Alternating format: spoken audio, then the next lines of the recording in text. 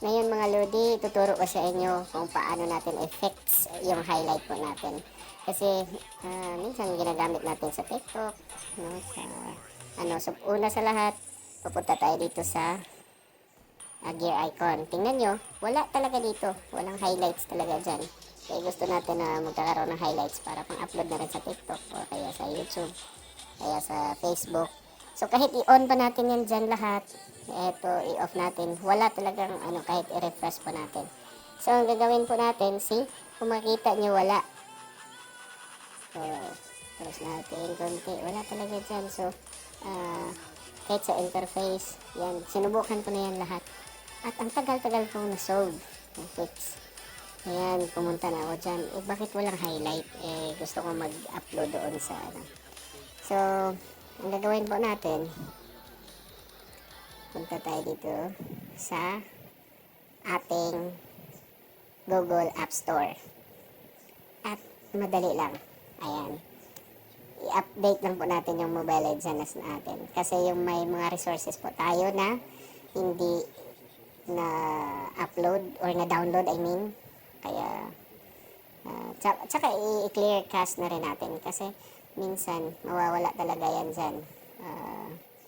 Every time, every now and then, yung Mobile Legend nag-update siya ng update tapos nawawala yung ibang resources at saan mapupunta.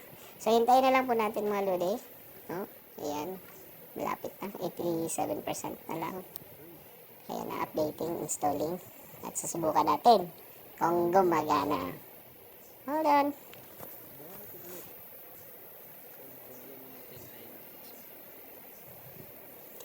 Ayan, see, nag-update na nga siya. Imagine yung resources ngayon, umaabot na siya ng mga 6 to 8 gig. Dati 2 gig lang. So, numi-level up na rin sila. Pero sana automatic na mag-clear cache sila. Kasi para mabawasan yung space din. Diba? Nag-update lang. So, tingnan natin mamaya kung na-fix ba. Okay na lang natin.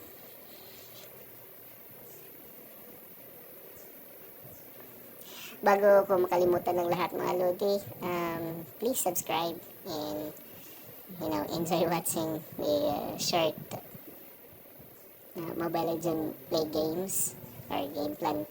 Kasi mahirap din maglaro pag maraming nabubwisit. Pero anyway, okay lang yun, laro lang naman. Ayan na, so tatlong na yan, loading of resources.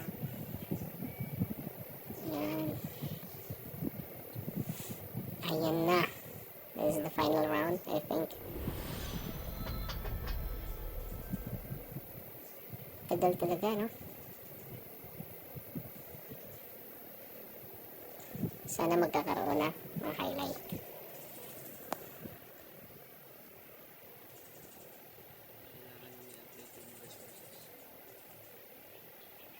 Clear na rin natin yung cache. Hintayin na lang po natin. Mga seconds na lang. Please click like and subscribe and hit the bell button. Thank you. Ito na guys. Ayan na. See. Yan. Ayan na nga. May lumabas na. Ayun, no? May highlights na. Lumabas na yung mga gameplay ko before. Main user ako ng Badang at saka yung Alpha. So, hindi naman gaano kalakasan pero sakto na. Sakto na. Okay na rin.